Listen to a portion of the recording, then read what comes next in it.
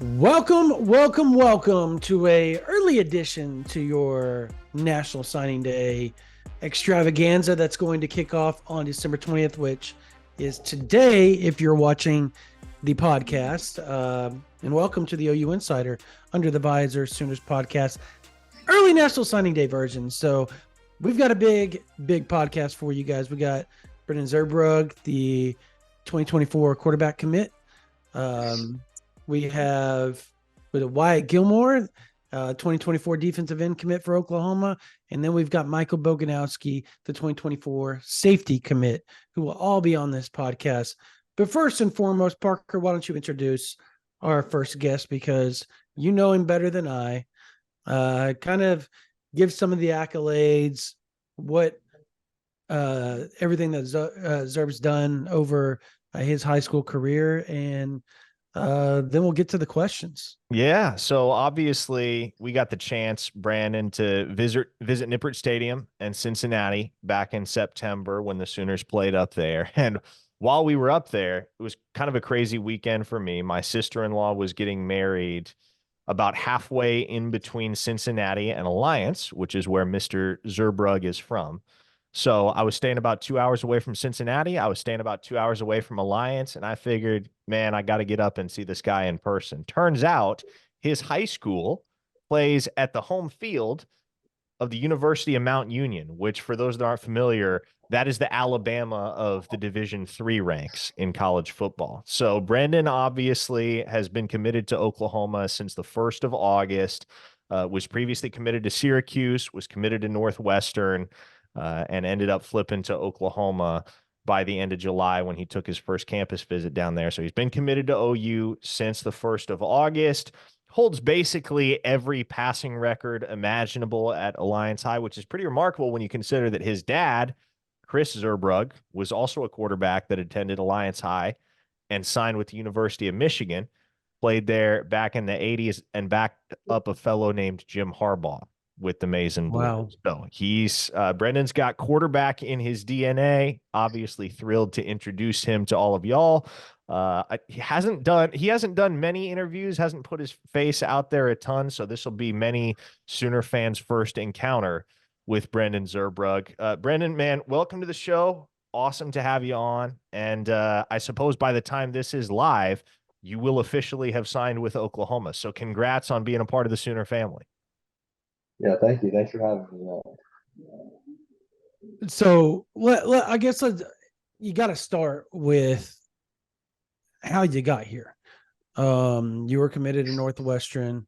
Can you kind of walk us through that situation and then how everything kind of kicked off into Oklahoma's direction and how quickly that all kind of got encapsulated for you to end up in Norman? Yeah, absolutely. It's been a crazy process for me, and a lot of people want to know exactly how that happened. So at first, I took my official visit to Syracuse at the beginning of June, planning on committing, and I did because, as a quarterback, most teams only sign one. So if you don't commit before the other guys, then you can lose that opportunity. So at that time, I went up there and I committed, and then one of the nights of that official visit, I got a call from Northwestern, and they offered me that night. So then after I committed the next week, I didn't even want to go on the visit to Northwestern, but I ended up going anyway, just by suggestion from coach's family and everything. So I went and I absolutely loved it. And then obviously right after I committed there, everything with Coach Fitzgerald happened. So like the hazing, all that stuff. And he got fired. And then out of the blue, Oklahoma reached out. At the time, it was Jeff Lovey. So I thought that was kind of like my little blessing. It was a hard road to get there, but it all happened for a reason. What's interesting, Brandon, is that at the time Brandon committed to Syracuse, I don't know if he was the only other quarterback Syracuse was recruiting, but one of the other quarterbacks they were recruiting at that same point was Andy Bass. So imagine that.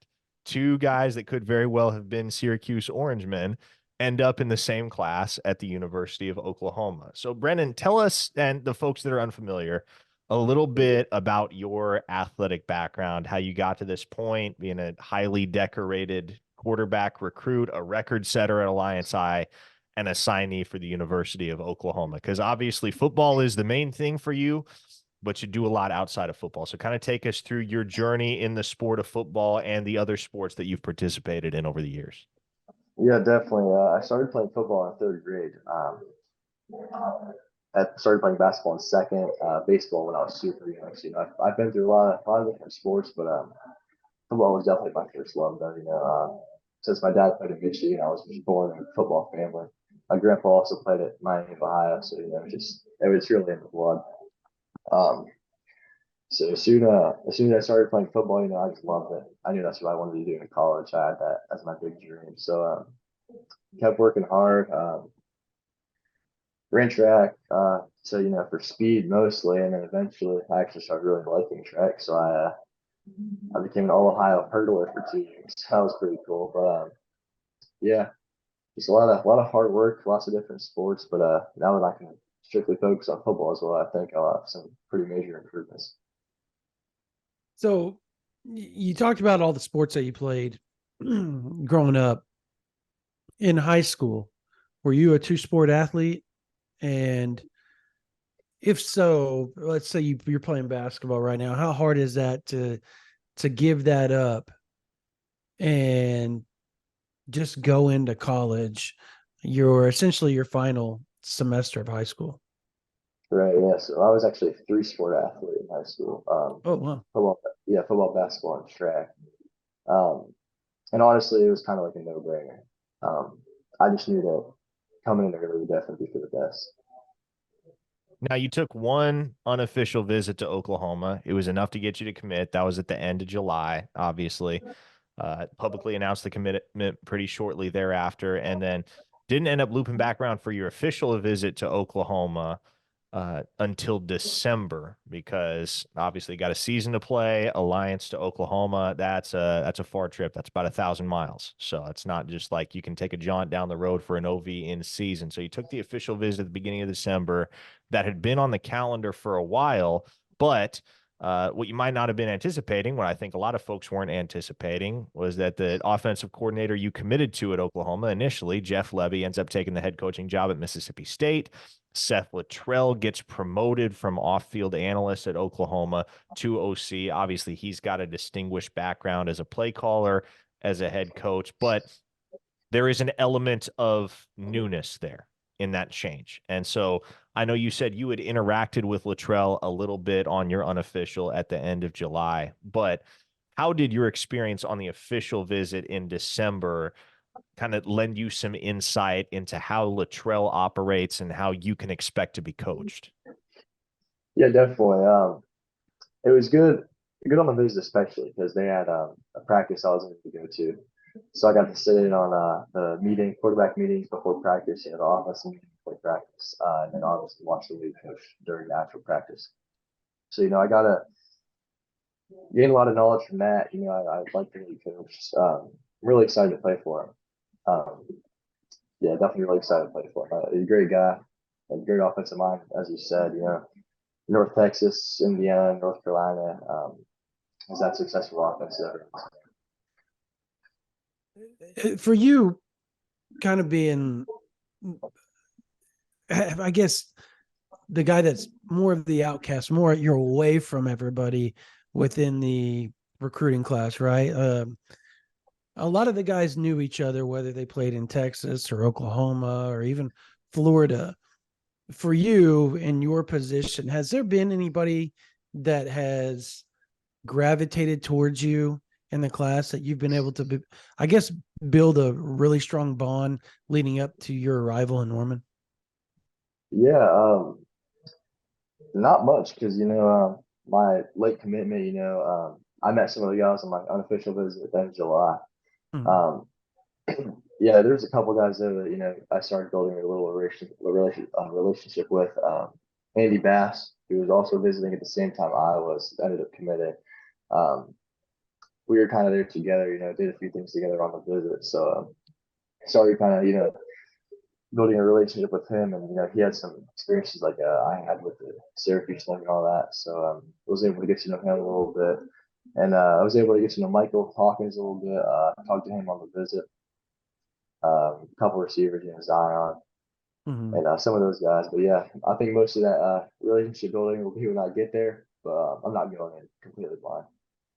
Did real quickly, Parker, do you know who your roommate's going to be? Yeah, Xavier Robinson, running back. Oh, cool. He lives Boom. across the Yeah, street There from you me. go. Literally. That So, is true. Can verify. Now, Brennan, as you've had the chance to watch Oklahoma on the field throughout the 2023 season as a commit, obviously 6-7, kind of a tumultuous first year under Brent Venables, a lot of change, a lot of turnover on that roster, very much piecing it together in real time. It all kind of clicks for Oklahoma in 2023. They end up 10-2 on an upward trajectory heading into the SEC without question.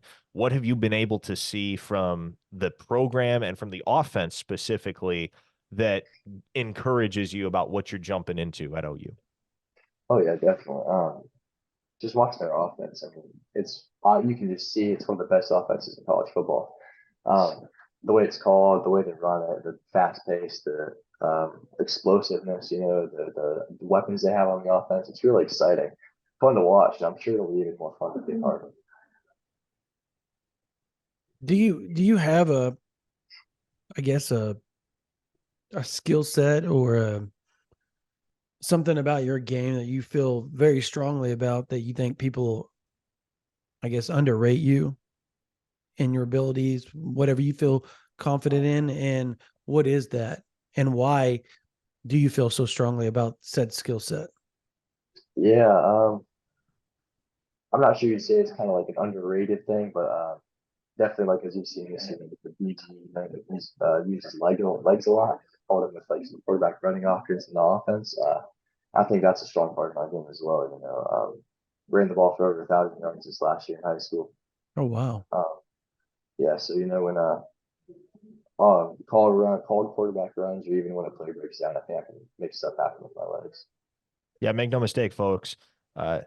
This this kid can make stuff happen with his legs. When I went up there to Alliance, Brandon, you'll love this. I go up there to watch him at Mount Union.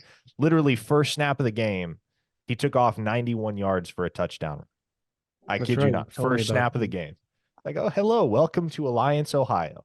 Could not have scripted that one any better. Only issue I had with it was I had the still camera out and not the video camera, so I didn't actually get to capture video of the run. But I think Brendan had like 6 total touchdowns that night or something. It was a prolific game. He's an athlete, no question about it. And Oklahoma doesn't really recruit guys that just stand there in the pocket like statues. The guys that they're looking for at the quarterback position are athletic specimens, and both Brendan and Michael Hawkins certainly fit that bill. But Brendan, as you kind of look to the future at Oklahoma and the opportunity that's going to exist for you to contribute and potentially lead a program in the SEC, in the deepest and most competitive football conference in America, how do you feel like the competition that you're going to experience, not just on Saturdays, but also during the week on the practice field, going to war on Saturdays, but kind of learning, improving your game in the film room and on the practice field alongside your teammates at the position. How do you feel like Oklahoma can develop you as a player? Yeah, very. Well, obviously, first of all, coaching there is definitely going to help very well. But being a quarterback room so good and so talented and so competitive, I mean, it's going to bring all of us to the next level. And the quarterback room in Oklahoma is going to be, we're all going to be very, very great quarterbacks. Yeah, no, so you like Oklahoma's quarterback history, you like all of that. Is that something when you looked at Oklahoma, and even though you knew that there was a possibility or the likelihood that Oklahoma was going to take 2 quarterbacks in this class, is that what drew you to OU? And about the 2 quarterback competition, you and Michael Hawkins, what was it about that you were like, you know what, I'm just going to go head first into this and see if I can't compete and battle it out and win that job? Right. I mean, wherever you decide to go, there's quarterbacks and different ages, of course, but there's quarterbacks there you're gonna have to compete with regardless, and they're all great quarterbacks, all playing Division One Power Five level. So I mean, no matter where I go, it's gonna be competition. I'm after that too. Now, as you are mindful of the receiver talent that Oklahoma has accumulated on this roster, the 4 guys that they're going to sign here on signing day, in addition to an absolute stud of a tight end in Devon Mitchell, how reassuring is it? How encouraging is it for you as a quarterback to know that you have guys on the other end of your throws when you get to Oklahoma that are going to make your job and your life a lot easier? Oh, right, yeah, it's really exciting. I mean, you gotta love those guys you have in your offense. You know, they can really make you look good sometimes. I guess finally for me, the SEC. You grew up in Ohio. You grew up in Big Ten country. You grew up with the Buckeyes and that team from the North called Michigan and all of that stuff. And there's always this feud of, well, the athletes are better in the Big Ten, or the athletes are bigger in the Big Ten, and there's better and quicker players in the SEC. Pound for pound, they're just more twitchy. All that time, you hear it. You hear the South and blah blah blah blah. But for you, you're coming to play down in the South. How, I guess, going home after being in the SEC, and you're going to be one of the few people up there that's going to have like that flag that's going to be chanting SEC, SEC, SEC. How excited are you to be able to just be different than everybody else that you grew up around and be on a different platform and a different stage than those that maybe that are at a lot of the Big Ten schools? Yeah, it's pretty cool. I mean, this area up here, definitely Big Ten country. Especially around from lots of Ohio State, so that means lots of Big Ten fans, and they're passionate, and they grew up hating the SEC just because the SEC was typically better than the Big Ten at times. So it'll be fun. Definitely a lot of hate. Ooh, he hung up on us. Oh, I think he double tapped the AirPod and we lost it's all him. good. It's all good. But, yes, just tell him it's all good. Yeah, no, that is 3-star quarterback commit, Brendan Zurbrugg. Obviously glad that we got to have him on the podcast here, got to introduce many of y'all to him, because as we mentioned, he's not somebody that spends a whole lot of time in the limelight, and certainly not local to Oklahoma, but definitely a dude that has the potential when he gets to Oklahoma to drastically outperform where he is ranked. Brandon. Oh, yeah, you can tell watching his film, the dude's got an arm, he can run, and he's smart. I want people to understand that, like, this dude was going to Northwestern. No matter what you say about the program at Northwestern, the one thing they always have is a smart quarterback, because you have to be really smart to go to that school. And when you throw that into kind of I want to say the culture and the vibe that you're going to get at an SEC program like Oklahoma, and we can say that now, it's an SEC program. It is what it is, Parker. They're in the SEC. And he has that swag about him. You can just sense the confidence. You sense that there's no air of trepidation going into a situation where Jackson Arnold and Michael Hawkins, and even coming in behind him, Kevin Sperry, are going to be there. He's not worried about that.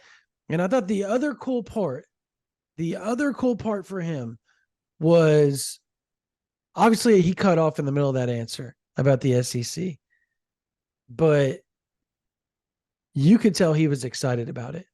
You could tell he was ready to go back home after his first football season at Oklahoma, toting that SEC flag, wearing that proudly across his chest, and just understanding that he's different than everybody he grew up with.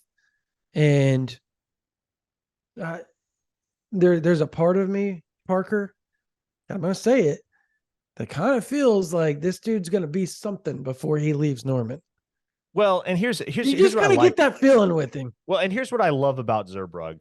Brandon. And this was apparent to me from some of the very earliest conversations we had when he had just gotten the Oklahoma offer and was setting up the visit. And it kind of felt like he knew Oklahoma was going to be the destination, but obviously couldn't confirm that until he kind of got a firsthand impression of everything that it had to offer. But the one thing that stood out to me, and I grilled him on it very early about the two quarterback dynamic, are you willing to step into a situation where you aren't the guy in a given class and you're going to have to work hard to earn anything that you're given? And he kind of rephrased his answer at a certain point in the discussion we had with him. His mindset on it is basically, hey, look, I'm not going to be the only quarterback no matter where I commit. So as long as I feel that the school and the system and the coach gives me an opportunity to succeed as an individual, well, that's about the best situation that I can hope for, because I can't worry about what everybody around me is doing, what level they're on. All I can do is control what I can control and push myself to be the best football player that I can be. And when you take two quarterbacks in a class, Brandon, that is the mindset that both of those dudes have to have. There can't be a prima donna entitlement to the way that they carry themselves.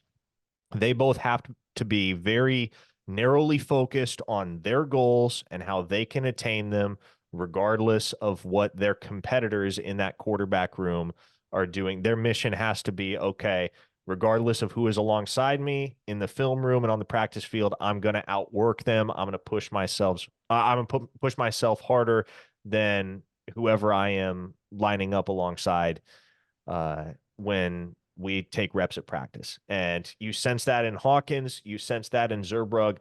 I think this is the best case scenario for Oklahoma. I don't know if they could have gotten two guys at the QB position in this cycle that are more tailor-made for everything that Oklahoma football is about. Yeah, and I'm trying to go back and look at, all of his offers. There weren't, he didn't have, like, he had, like you said, Syracuse, Toledo, Northwestern, Liberty. And I think when you see that Liberty now, it kind of piques people's interest because all they do is spit out quarterbacks. Yeah, man. These days. And so they know their quarterback. And then, there's Eastern Michigan and, Miami, Ohio, and all that type of stuff. But it's because of where he's from more than anything else. I think people need to understand he's not from an area that just has a huge spotlight on their high school football. It's not a football hotbed. It's a town of 20,000 people. Yeah. So look, there's a lot of Sam Bradford there, and just I like that comparison a lot. He's smart. Really do. He's athletic, and Sam Bradford was very underrated before he started getting injured in his athleticism. I mean, my kids literally have a photo of him in their little OU room that they have. And they're 8 and 12 or 8 and 11, excuse me. And it's a photo of him, Sam Bradford, jumping over everybody and getting spun and flipped and turned sideways against Oklahoma State. That you watch him, and there's a lot of that. He's very accurate. He's very smart, and he's underrated as an athlete. And that is the one thing that, like, if you talk to folks in/around the Switzer Center about Zurbrugg, that is the one thing that they will highlight about him more so than anything else. He is so intelligent, and the athleticism is very understated. He's a state champion in Ohio in the hurdles, Brandon. So again, this is not just a kid that's going to stand there in the pocket and deliver the football, and if you put heat on him, he's going to be helpless. No, this is a dude that can legitimately make stuff happen proactively with his legs and will. And that's part of the reason Oklahoma pursued him in the first place. Because again, they're not looking for trees in the pocket. They're looking for guys with a dual threat nature to their game.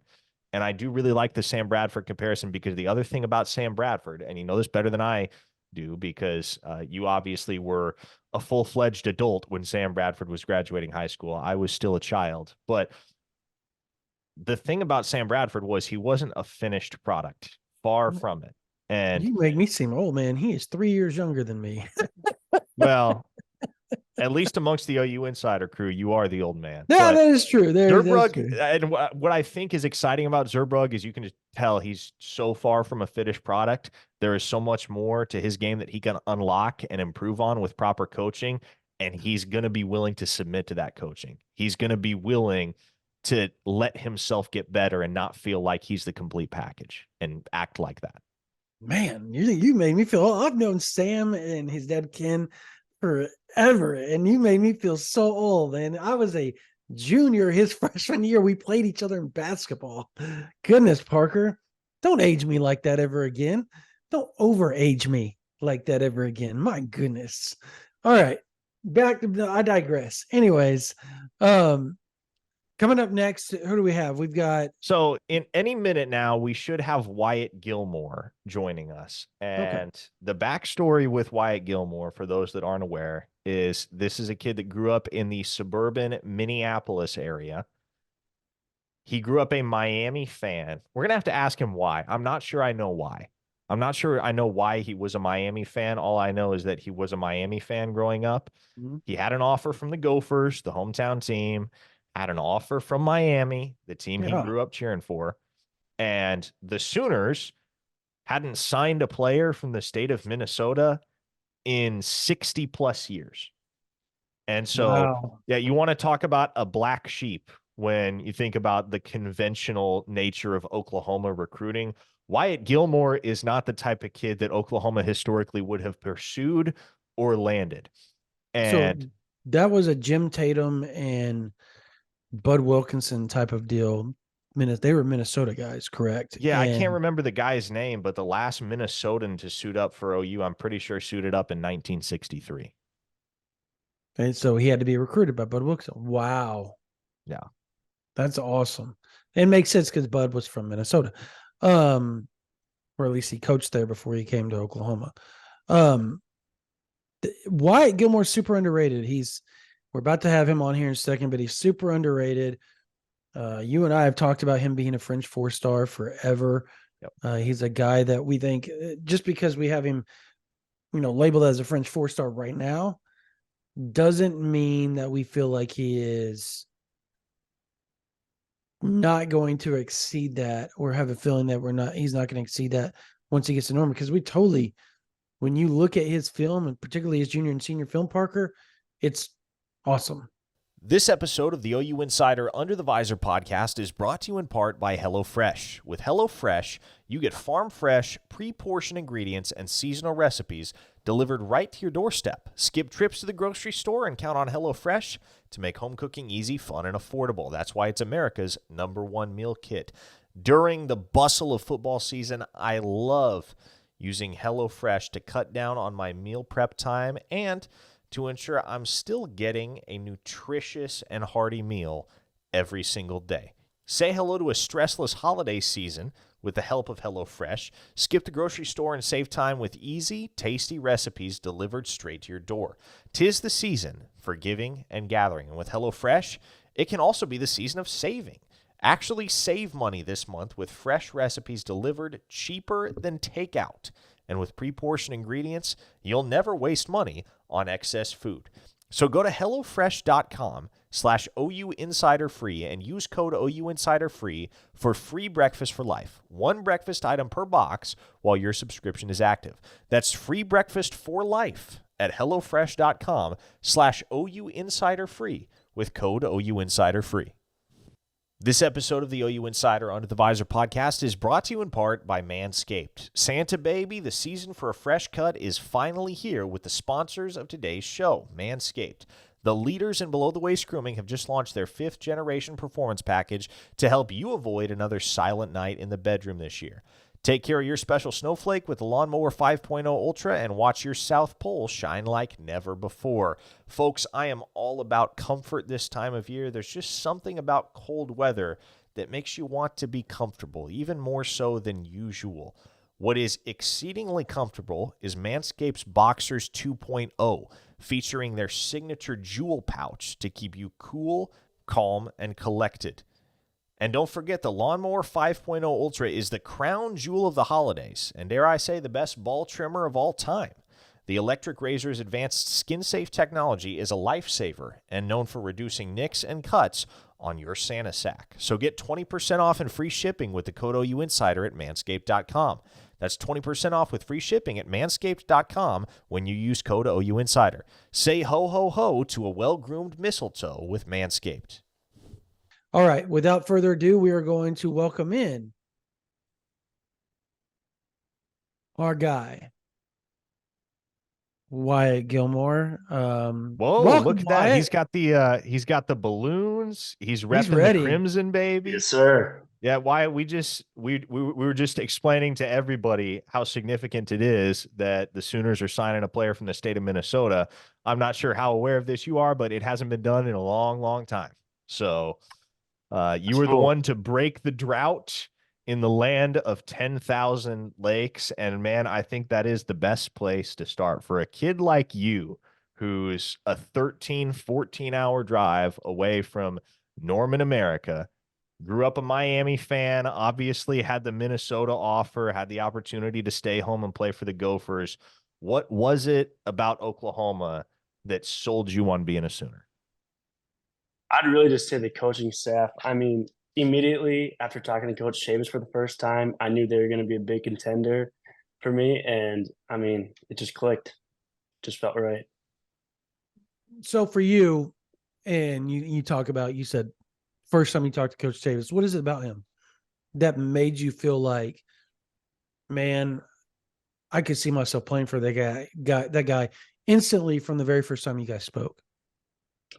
I mean, right away, I'd say his energy. Everybody knows how energetic he is. Yeah. And I'd honestly say the compassion he has and just the overall type of guy he is. You look at that, and that's someone I definitely would want to lead me.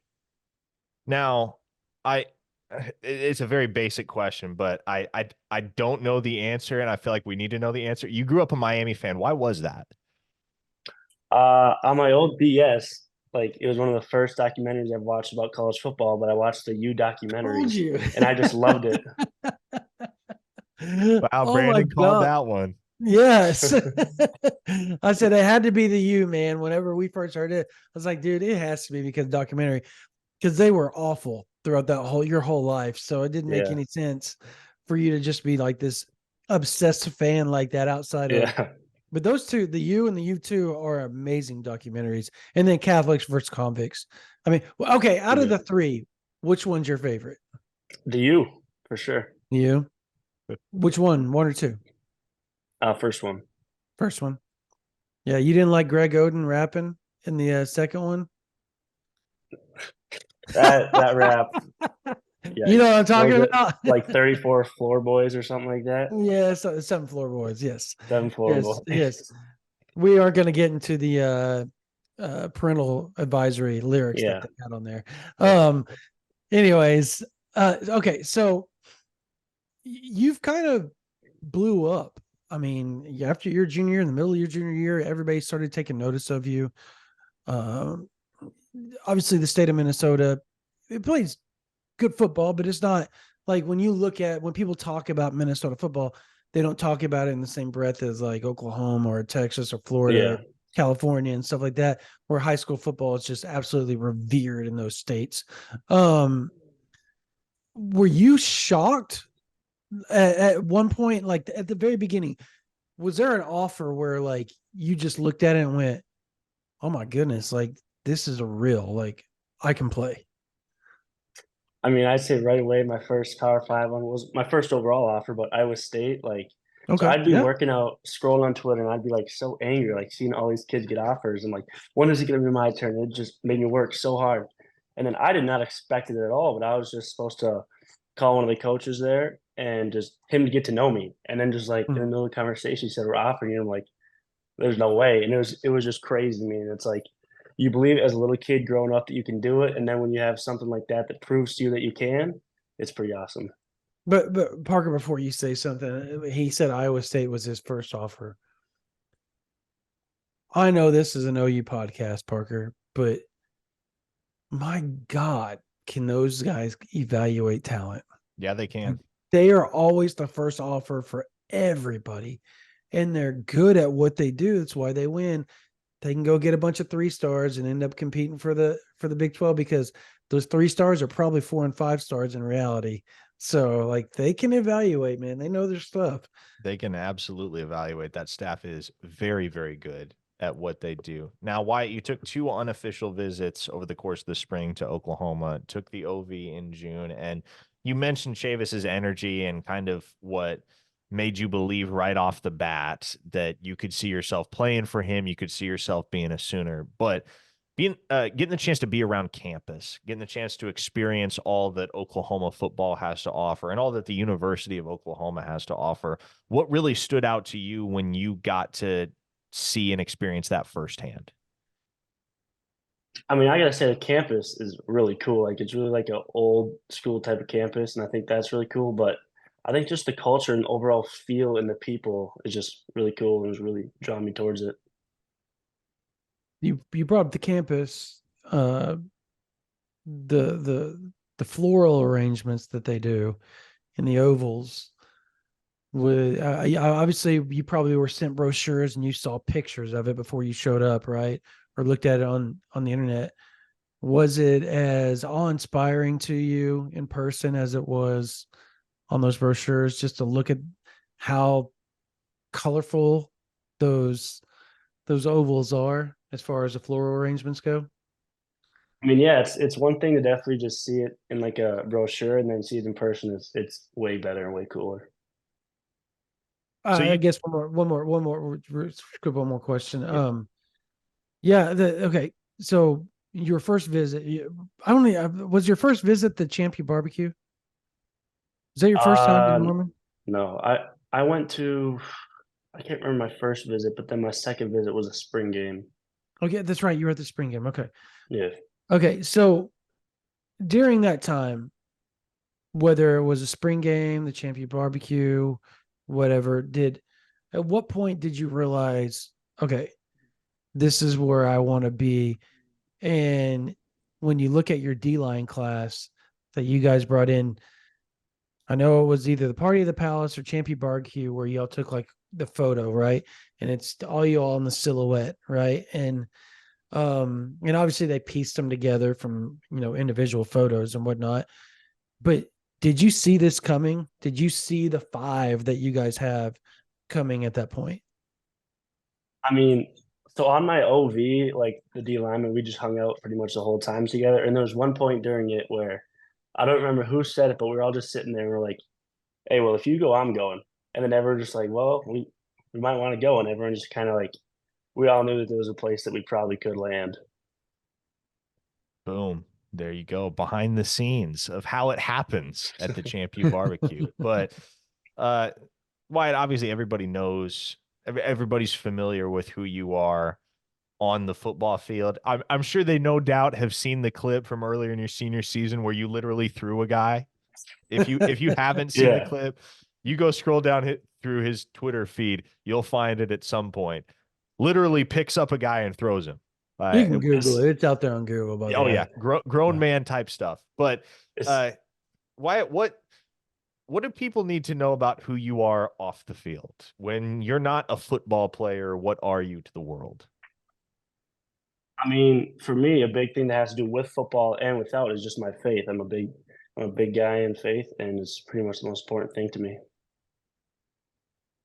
So Miguel Chavis is kind of a former pastor, right? Like not kind of. He is a former pastor. He is former pastor, He right? is. So I have to ask you, did that play into just your comfortability with him, knowing that it was, I guess when you hear coaches all the time talk about their faith to you and all that, you can tell if they're sincere or they're just trying to recruit you. Did his sincerity and his overall belief in the fact that he's lived his faith by trade, did that play any part of it? 100%. 100%. Same thing with Coach V. Mm-hmm. So this defensive line group, known as the power line that you all have assembled, it's you, it's Danny Okoye, it's Nigel Smith, it's Jaden Jackson, and it's David Stone.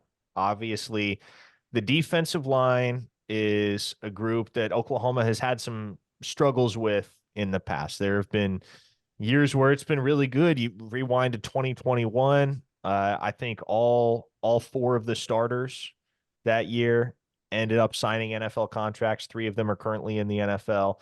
But then you fast forward to a year like 2022, and the Sooners couldn't do much of anything in the defensive trenches. But knowing the mind that a guy like Coach Venables has for the game, and how he and Chavis and Bates and the rest of that defensive staff can develop, how much confidence do you guys have stepping into the situation at Oklahoma, becoming a part of Team 130 and so forth? How much faith and confidence do you guys have in yourselves to help be the change for the Oklahoma defense, which has improved year 2 from year 1 under Venables, but still obviously has a lot of leaps to make?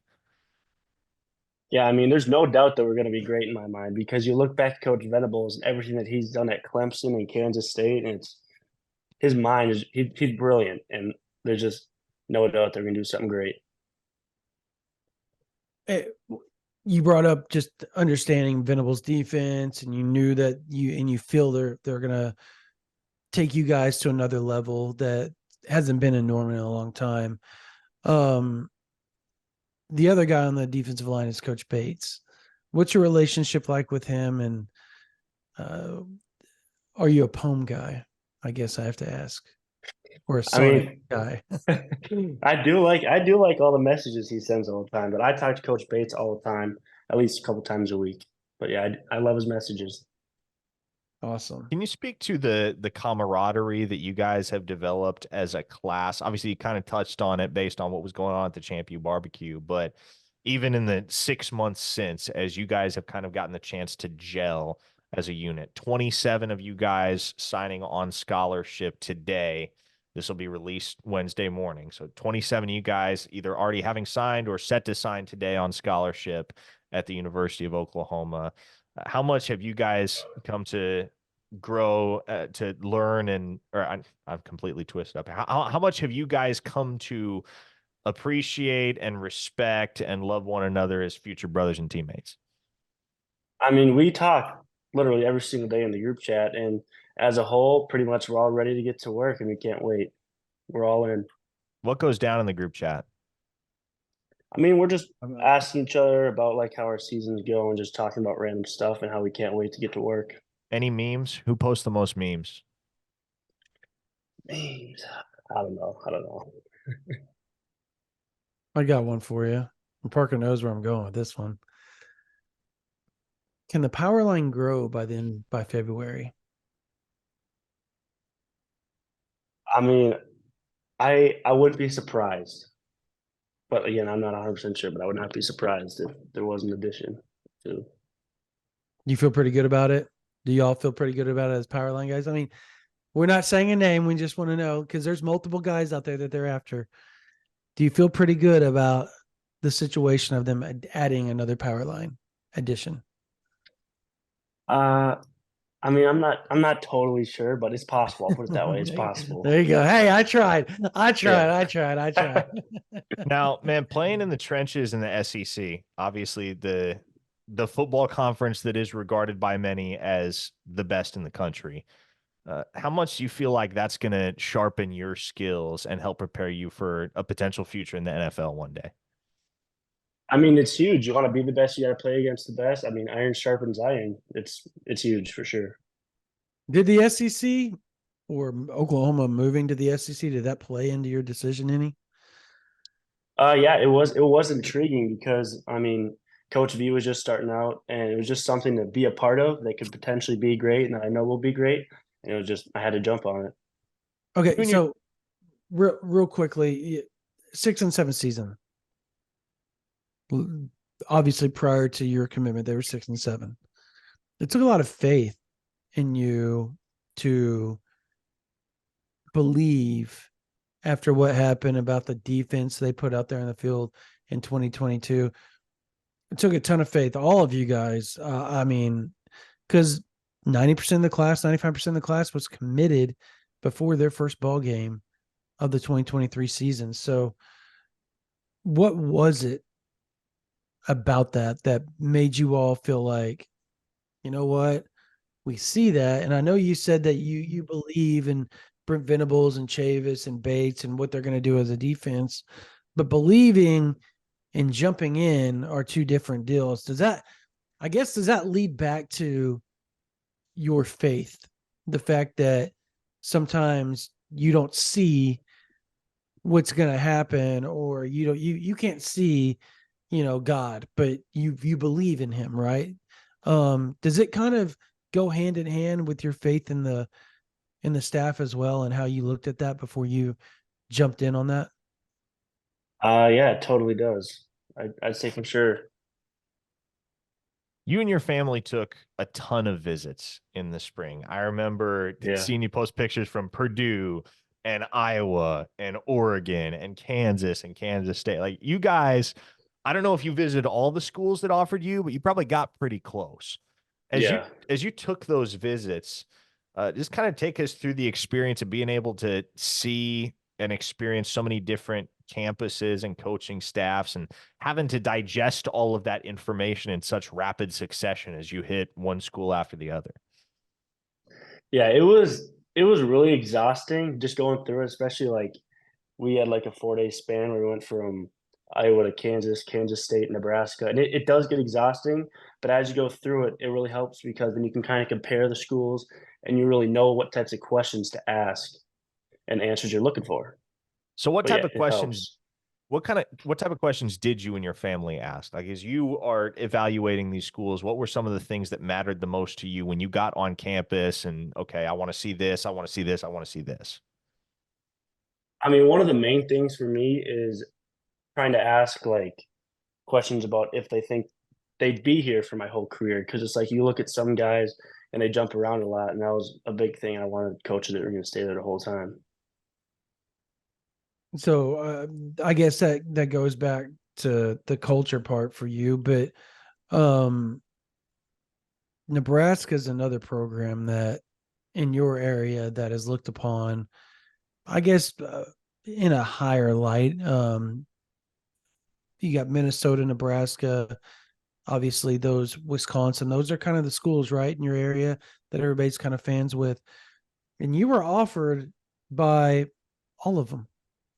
Yeah. How hard was that to turn all of those? Because you're in Big Ten country, and go down to the SEC and say you're going to turn your back on that conference. I mean, it definitely was hard because they'd always try and like throw up it's right in your backyard and you're not that far away from home. But again, with faith, you just got to know that God has something for you. And I think he's leading me to Oklahoma for sure. A lot of people don't know this. I just find this incredibly interesting, especially given that you're 6'4", 250, 260 these days. But you started out your high school career playing running back. Tell us about that. I mean, my whole life. So there's always weight limits with the running backs, and I was always like a few pounds under. So I was always a big running back. Played running back my entire life, and every year they tried to fight it. They tried to put me to like O-line or something. Like my freshman year, they tried to make me play like guard or something like that or tackle, and I like just wasn't having it. And then I just kept making them try me at running back. And then I mean, freshman year, I think I averaged 6 carries, 100 yards, and 2 touchdowns. Like they just put me in when they really needed a touchdown. And then going into my sophomore year, I was a running back until like 2 weeks before the season. They're like, we're putting you at D-line. I'm like, all right, I fought it long enough. I'm starting to gain a little weight. I'll try it out. And it was bad. Like, I obviously did not have a lot of skill, but my athleticism really carried me for a This while. man could have been vanilla Derrick Henry, Brandon. Yeah, that's what you see some of my runs. You see me out there stiff arming kids, you know. Well, I mean, I've seen you throw a kid 10 yards. So, I mean, it looked like you were shot putting him. Yeah. When that play happened, did you instantly know, okay, I'm probably going to go viral at that point? Did that cross your mind, or were you just so, tunnel vision in the game? I mean, I was straight tunnel vision because like in the game, like I've had a couple of plays that have gone pretty viral and I don't even notice them like in game. I don't really celebrate them until after because it's just like the game's not over yet. There's nothing to celebrate yet. He's just thrown so many dudes, Brandon, that he loses Probably. track at a certain point. I mean, some of them look like Oompa Loompas out there next to him, so I get that. I mean, Hey, how cold is it up there right now? I don't know. Probably it's weird. This is like one of the only times during like Christmas time that it's not snowing. I don't know what that's about, but it's pretty cold. I don't know. Dad, how cold is it right now? 20? 20. Ugh. Looking forward to that aspect of coming down to Oklahoma, Yeah. being able to play in some Well, warmer weather. it's in the 50s right now, and it's 9:30. Just so you know. Sounds good to me. Hey, I'm a guy that like no matter how cold it gets, I'm gonna be wearing shorts. So down there, I don't care how cold it is. Everyone's gonna be wearing pants. I'm gonna be wearing shorts. I'm that guy. Yeah, you see, you're just built different. You and I are completely different in that aspect. Because I grew up in Nebraska, a cold weather state as well, and I can't stand the cold, man. I will be bundled up. I am not one of those guys that's just impervious to it and can walk out in 20-degree weather in a t-shirt and shorts. Can't do it. But I respect anybody who can. Yeah. Yeah. I guess last one for me. The expectations are going to be really high for your class, your group of power line guys. Is that something you guys talk about, and how do you go about handling that, knowing that they expect you guys to come in and dominate? Yeah, probably maybe not as freshmen, but at some point during your career, because of just how ballyhooed you guys are as a collective group, they expect you guys to dominate. How have you guys talked about that throughout the group and just the expectations leading up to your arrivals in Norman? It's not something we've really talked about, but I mean, it's a given. So I mean, just knowing that it helps us all work harder, I think. All right, last one for you, and then we'll let you go. Knowing Coach Venables, knowing the staff that he has put in place, what do you think the ceiling is for this football team over the 3, 4, 5 years that you spend in Norman? And what are some of the goals that you've established for yourself along the way to ensure that you're meaningfully contributing to wherever Oklahoma football goes in the span of that period of time?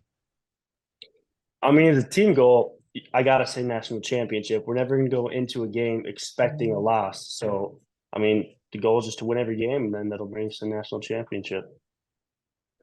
And for you, what do you want to accomplish as a Sooner before you hang it up in Norman? I mean, I don't really have any like straight up personal goals yet, but I definitely, as a freshman, I want to get on the field for sure. Awesome. Well, Wyatt, we want to thank you so much for coming on with us. Obviously, it's a big day for you today because we're recording that. It'll be released on National Signing Day. So congratulations. And the Oklahoma fans are excited to see you play over the next 3 or 4 years. Yeah, thank you guys. Thanks for your time. There you All right, go. thank you, bud. That is All right. Wyatt Gilmore, future Oklahoma defensive end. Whoa, look at that, throwing the There he horns goes. down on his way out. Glad All a right. Minnesota kid has become Yes, sir. familiar with everything that becoming a guys. Sooner entails. And, you know, one of the things that I think you can't help but love about Wyatt and about this power line as a whole is that these guys aren't shying away from a challenge. You know, they understand what the narrative has been defensively at Oklahoma for quite some time. And good defensive play starts in the trenches, Brandon. This is well known, well established. I'm not breaking any news in that department, but you want to play good defense. You got to play well in the front seven and especially in the front four. And the Sooners have some major pieces in this class that are going to be able to help them do just that. Yeah, he's severely underrated. I was looking at, just the rankings. I believe we still have him as a 3-star on Rivals, correct? Yes. I see 24/7 has moved him to a 4-star. I believe On 3 has as well, correct? I don't know. I don't recall. I can't remember either, but I'm trying to look it up as I sit here and talk. And the point I'm trying to encapsulate here is that he No, he's a 3-star on. So 24/7 is the only place that he is a 4-star. And again, see, that shows you how underrated he is. Like, you go watch his film of his junior and senior year, and for me, it's hard not to have him a 5.8 4-star. Somebody that's like right on the cusp of, 300, 250, that type of ranking, because his performances show that. I think the issue is it's not his performance. The issue isn't his performance. The issue is Minnesota. And people look at that state as a state that doesn't produce a ton of, big time football players, and particularly big time defensive linemen. And so when that takes place, you get a lot of preconceived narratives, right? Preconceived notions that, well, when he gets down there and he plays in Oklahoma, he's not going to be as dominant. That's such a cop out. Like, if he's good there and he's good with his hands and he's still twitchy, if he's twitchy up there, he's going to be twitchier when he's in the warm weather all the time. He's not going to be as stiff. He's going to be warmer. Therefore, guess what? You're generally faster when you're warmer.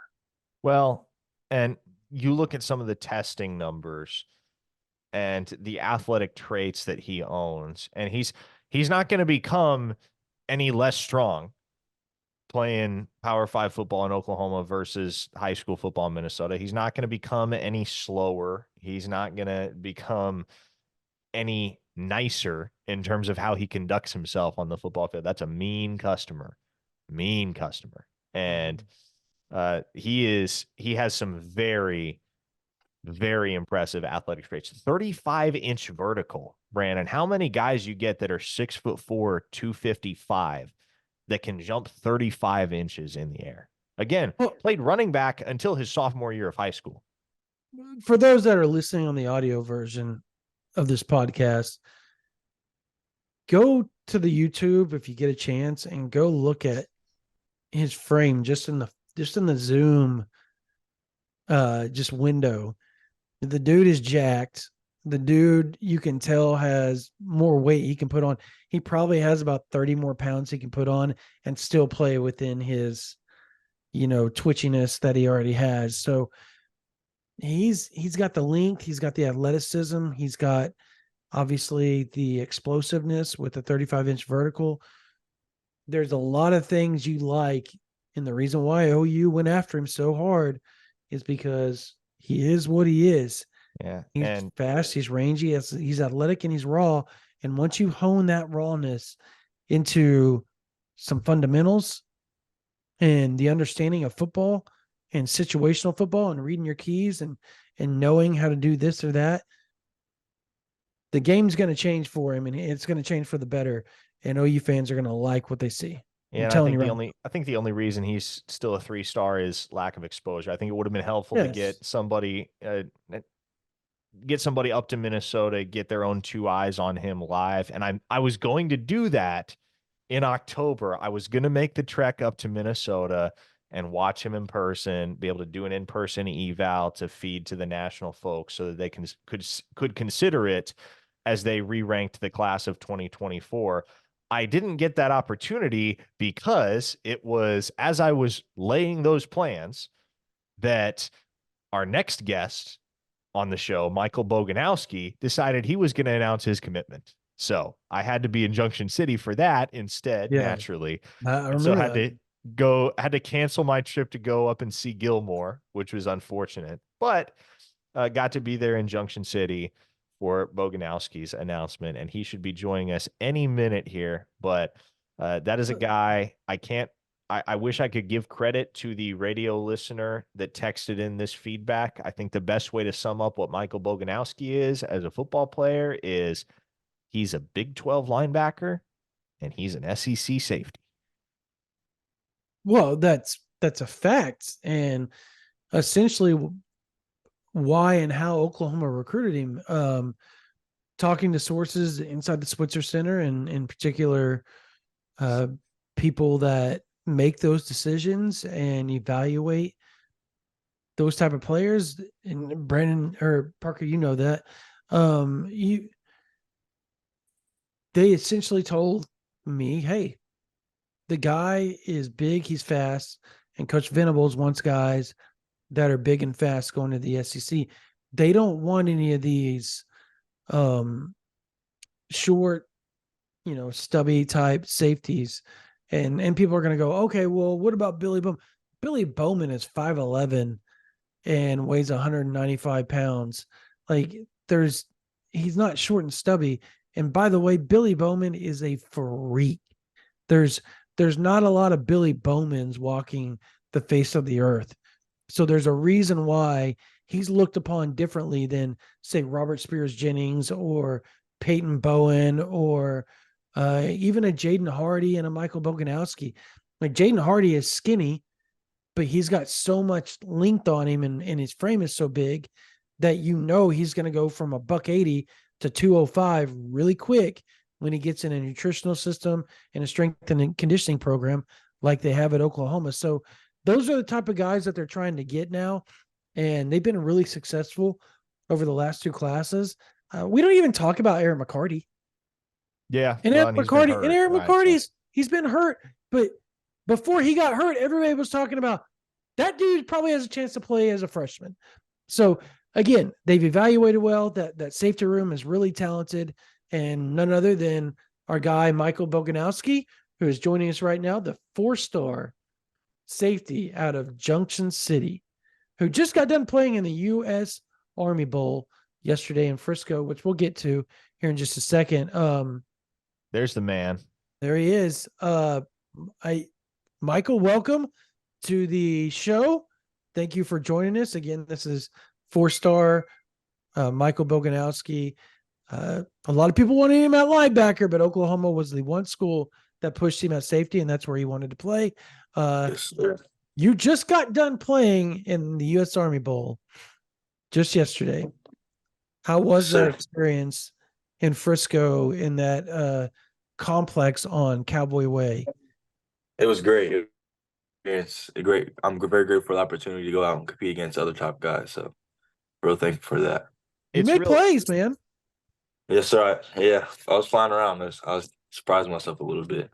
Now, if you've seen Michael Boganowski's tape, if you are blessed enough to have seen him in person, as I have on a couple occasions, you understand just how impressive he is. But you don't have to take my word for it. Obviously, many folks know I am colleagues on the radio side with Teddy Lehman, the former Butkus Award winner at Oklahoma, and it always he is a very, I shouldn't call him cynical by nature, but he tends to take the cautious approach when being effusive in his praise of football players in general. So when Teddy gets enamored with a particular recruit, that's generally how I know, okay, this dude's going to be a baller, because Teddy knows ball. And let me tell you, Teddy Lehman loves him some Michael Boganowski. And obviously, Mike, as you get ready to enroll at Oklahoma, get in the system, start to work towards the goal of getting on the field as a freshman and contributing to an SEC championship team, a national championship team at the university. Let's start back at the beginning before we get to what the immediate future holds for you over the next few months. It's something we've talked about a lot before, but for those that haven't heard it straight from the horse's mouth, just how tight is your relationship with Brandon Hall, and how quickly did you guys hit it off throughout the recruiting process? Our relationship's great. Like, ever since I first got the offer in January, like, normally whenever you get an offer, it's just like they call you, we like your film, this, that, we'd like to offer you. But with him, it's like we talk for like a whole 20 minutes, just like about everything, like live football, basketball, just everything. So, and I'd say it's like continued to like improve over the last few months. You say your relationship's really good with Coach Hall. What is it about Coach Hall that makes your relationship? I've known the guy for years, so very candid person. I will say that. He doesn't hold back much. He'll tell you what's on his mind. Is he like that with you guys, or is he a little bit more reserved? He is. He definitely is. He's definitely not afraid to speak his mind. I think I like that in a coach who's not going to sugarcoat nothing. He's just going to tell you how it is, what he's thinking. So I can't wait to get under a guy like that.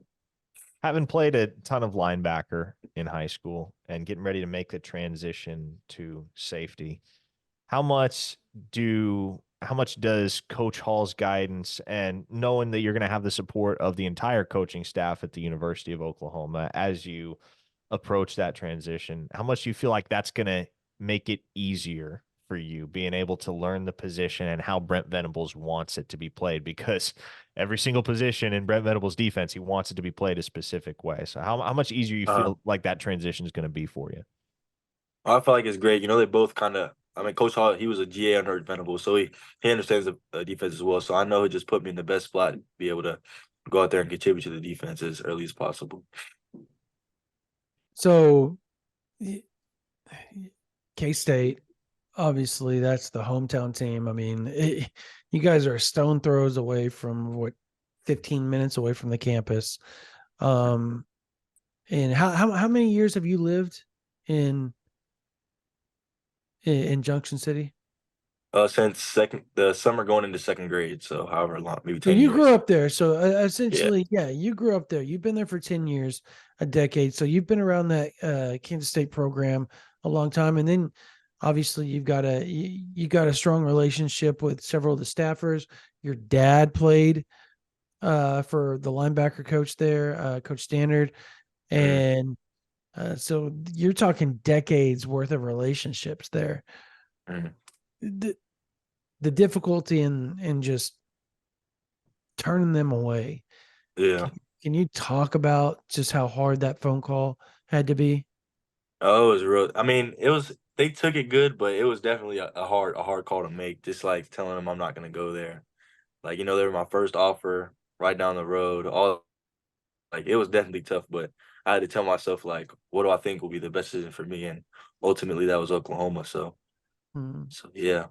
Well, what put Oklahoma over the top compared to them? I mean, what at the end of the day, you're weighing your pros and cons. There had to be something that tipped the scale in Oklahoma's favor over Kansas State, because Kansas State seemed like they had almost everything working in their favor outside of a few things.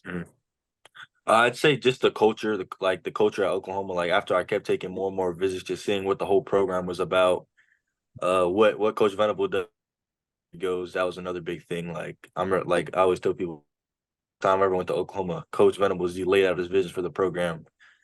And like, just seeing how last season like turned out, I was just like, yeah, this is something I want to be a part of. So I ultimately I had to so and with them going to the SEC, like being able to play on the biggest stage, that's another big factor for sure. You took a lot of visits to Oklahoma before you committed. I think the final tally was something like 9 or 10, and obviously a lot went into it. Like, it's hard to say no to K-State, but in your own words, why did it take so long for you to arrive at a decision that you could feel 100% confident in? I would just say, like, so not the wrong. Like, I don't want to make the wrong decision, so I was like, let me just take it slow, maybe not rush decision, because I didn't want to be one of those guys who commits, decommits. I wanted to be like, once I'm committed, I'm committed. So I was like, let me just take my time and see how everything goes. So, and your dad talked about that. You guys never want to decommit. Once you're in, you're done, and you're 100% done. There's no 1 foot in, 1 foot out. It's 2 feet in, head first. Let's rock type deal is how he explained it to me. But you brought about. You said every time you went to Oklahoma, Coach Venables would lay out his vision for the program, and that just was something you were enamored with. Can you break that down for those that don't know the conversation you have with Brent Venables, the head coach at the University of Oklahoma? How does that vision lay out, and how is it in your favor that it made you feel like that's the spot for me? So it was just like, started out at K-State. When I was there, we had defense in the country for, I think he said, a decade. He's like, then we went to Clemson. We had one of the top defenses in the decade. No. You went to Oklahoma. He started, yeah. And then he started off at K-State, Oklahoma, Clemson, like top defense in the nation at every spot. And he's like, now I'm back at Oklahoma. Like, it's gonna happen. I mean, I kind of believed him, but I was like, let's see how the season plays out. And just like exactly what he said. Like I was like, yeah. Like listening to him talk is just like something you want to be a part of. Very, very strong secondary group for you guys in the 2024 cycle. You're committed along with Jaden Hardy at the safety position. You got Reggie Powers, whom Oklahoma kind of fancies for that cheetah spot. And then at corner, you have Jeremiah Newcomb, you have Devon Jordan, and you have Peyton's little brother, Eli Bowen, who is a stud Patterson in his own right. And you have Michael Patterson McDonald joining the fold.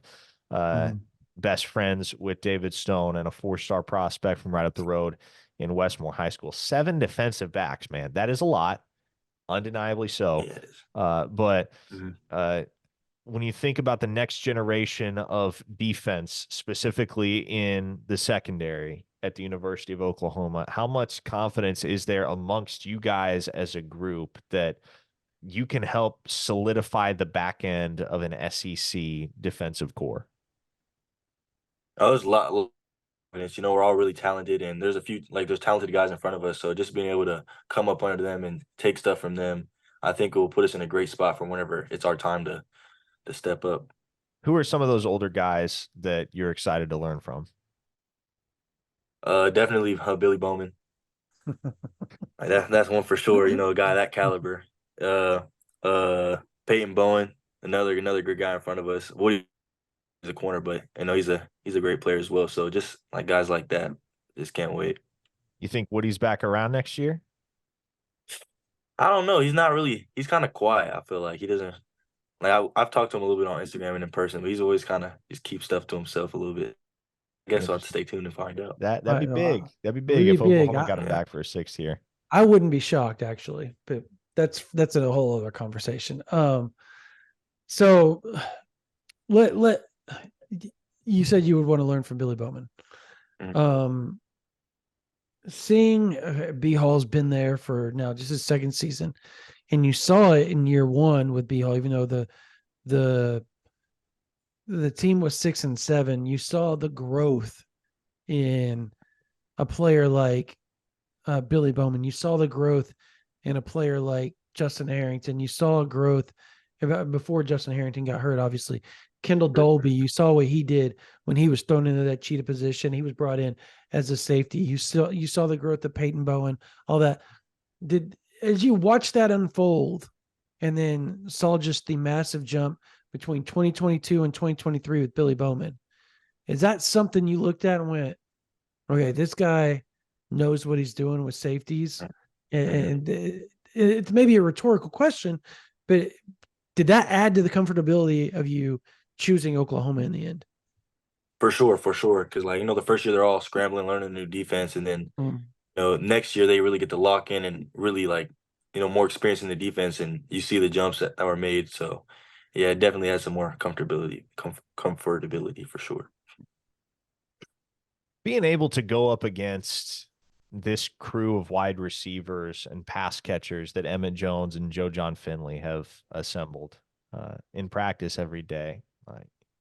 Obviously, as a safety, you're not necessarily one-on-one with guys the way that the cornerbacks are, but having to account for so many dudes that can stretch the field and make plays, being able to go up against them on a day-to-day basis throughout the week, how much better you think that's going to make you and the rest of the secondary as football players? Like they would say, iron sharpens iron. So being able to go against guys like that every day, that's only going to bring the best out of me. So I think it's a great opportunity. Another reason why I chose Oklahoma, being around the best, surrounding myself with the best.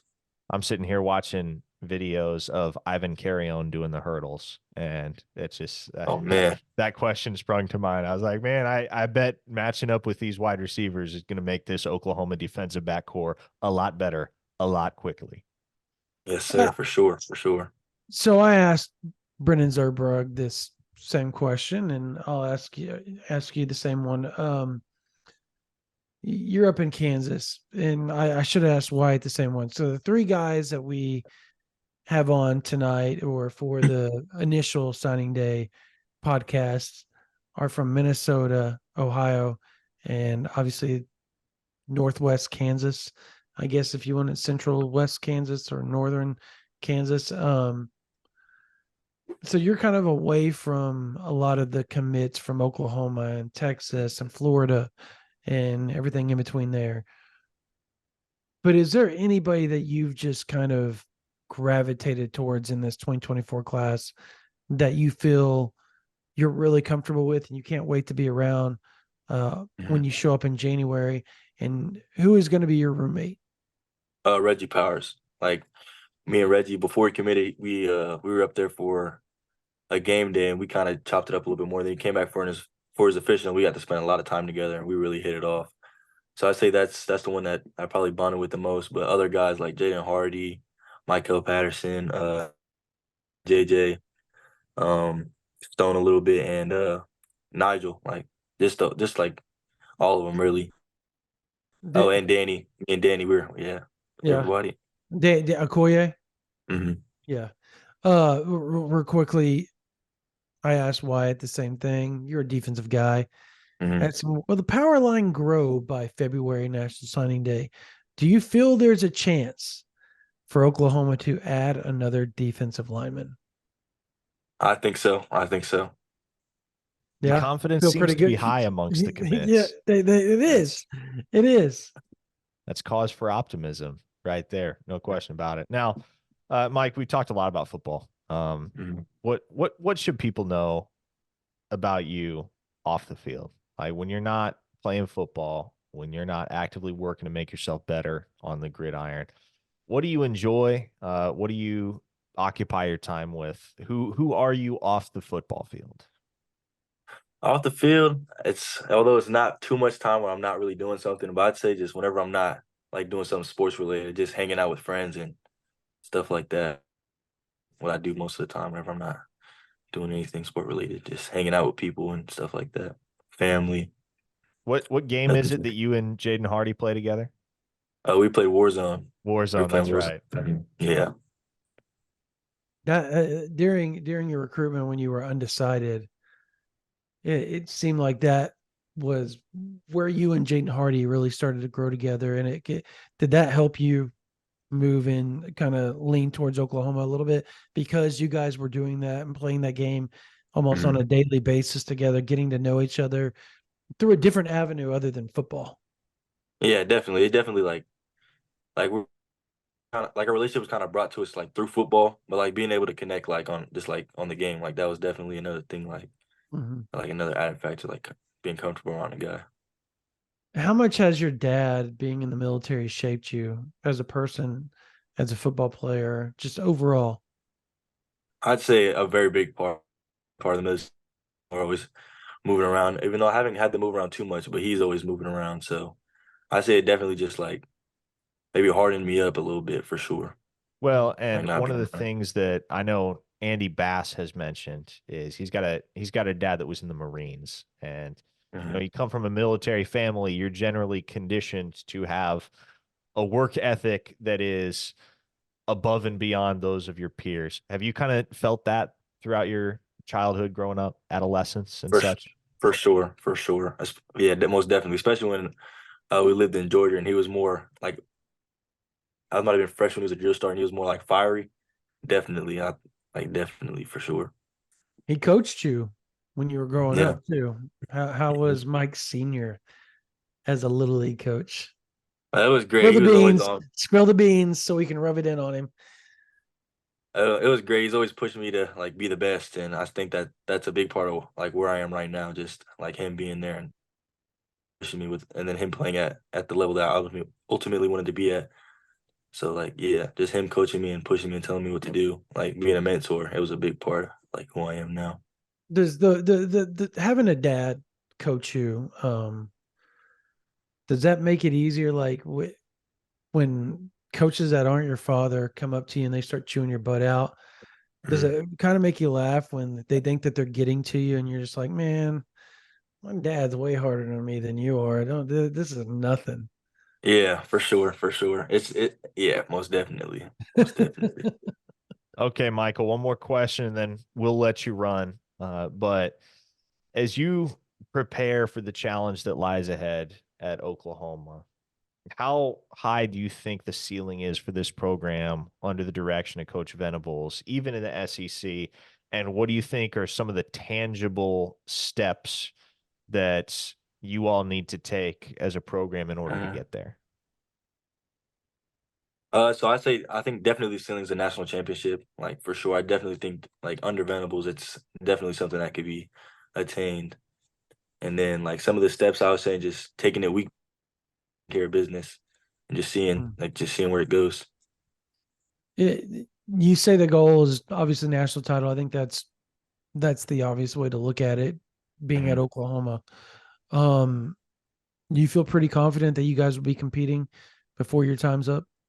For sure, for sure. I know the SEC is a big jump, but I think like with the trajectory of the team as a whole, like I think we're in a good spot for sure.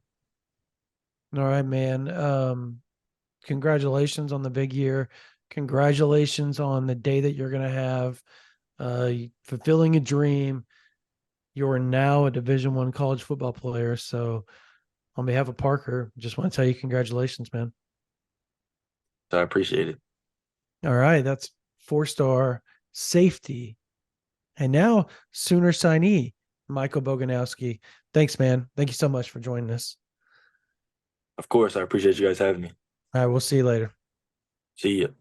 All right. There is 4-star safety commit Michael Boganowski, who by the time this podcast gets released will have signed with the University of Oklahoma. You can drop out at any time, Mike. You don't have to wait around. Good. We're All right. wrapping up. Yeah, but appreciate you. Yeah. So three really good conversations there with 3 guys that are set to sign with Oklahoma today. May have already signed by the time folks listen to this podcast. Obviously, if you are listening to this on Wednesday prior to 7 p.m., you're going to want to tune into the OU Insider YouTube channel at 7 p.m. for the OU Insider Signing Day special. Or if you are local to the Norman area, Sooner Daiquiri, 305 East Main Street is where we will be live from.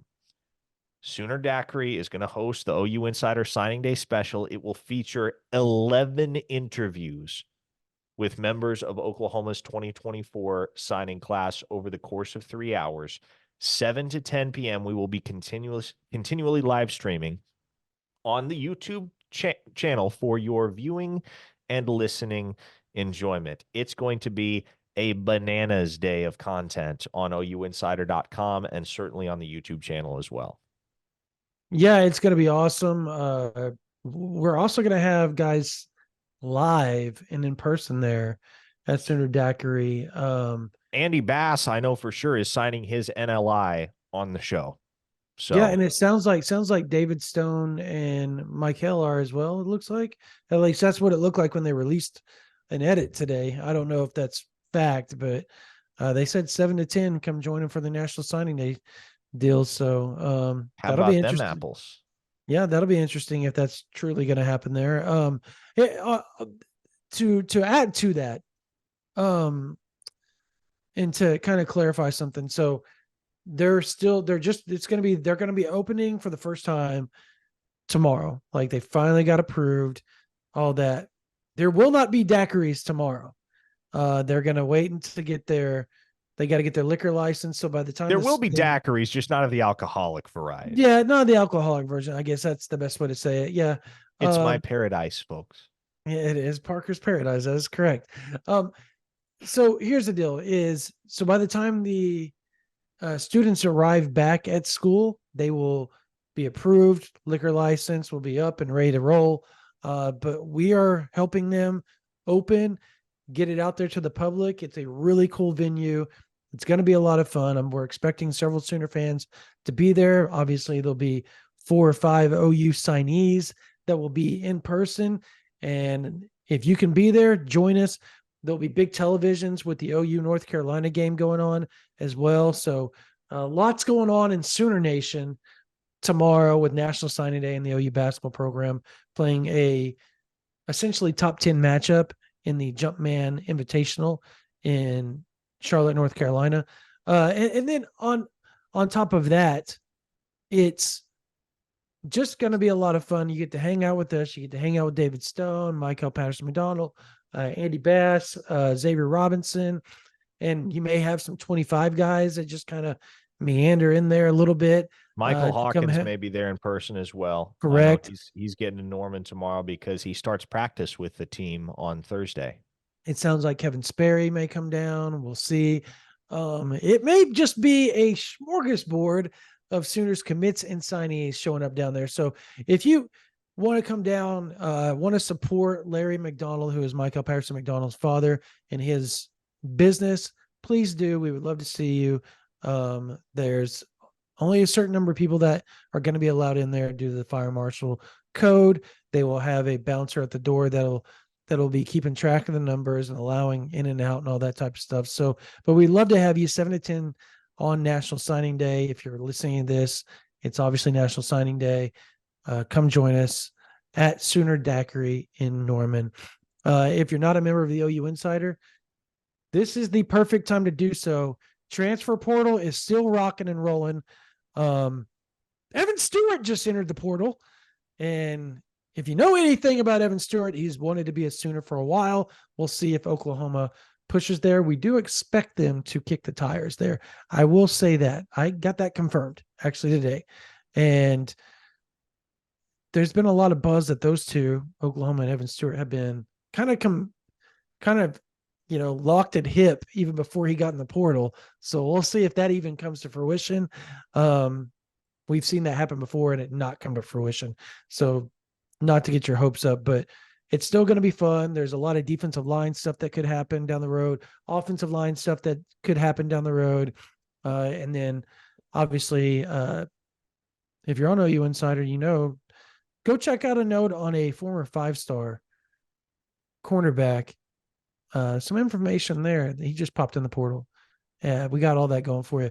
But it's going to be a big day of content, Parker, of National Signing Day superlatives, capsules of player capsules of all 28 commits, lots of breakdown of defensive line classes, comparisons, player comparisons, all that. I mean, between Jesse, you, me, Blake, Brian, lots of stuff, folks. If you're on OU Insider, that's the place to be. OUinsider.com, $9.99 a month, or $99.95 will get you the whole year. We'll get you all the way to next year's National Signing Day if you sign up now. That means you get the whole SEC season. That means you get the National Signing Day today. You get it in February, which they're hinting that there could be some news happening. Potential news. They feel pretty good about it. In addition, on the D-line, it seems like the commits do. We'll see if that comes to fruition. You'll have transfer portal. You have junior days, spring, Champion Barbecue, Party in the Palace, all the official visits, fall camp, SEC Media Day, and then the SEC inaugural season for the University of Oklahoma, then the 2025 Early National Signing Day. If you sign up right now, you get that for 1 year if you sign up for a whole year. Parker, subscribe to the YouTube channel. Subscribe to that. That's the only way you're going to know when the notification pops out, when the YouTube live pops out for National Signing Day. We have over 14,000. We can't thank you guys enough. We're trying to get to 15,000 before February National Signing Day rolls around. We'd love to hit 16,000. If that's okay, we're trying 25,000 by November of next year. Well, help us out, Sooners fans. We would love highly to specific. But yep, that's a goal. That's our goal. 25,000 by next year. All right. That's going to do it for this version of the OU Insider Under the Visor podcast. We want to thank Michael Boganowski. We want to thank Wyatt Gilmore, and we want to thank Brendan Zurbrugg for coming on here with us. Thank you for taking the time to do it. Thank you, Sooners fans, for watching and listening. For Parker Thune, my name's Brandon Drum. You guys have a blessed day.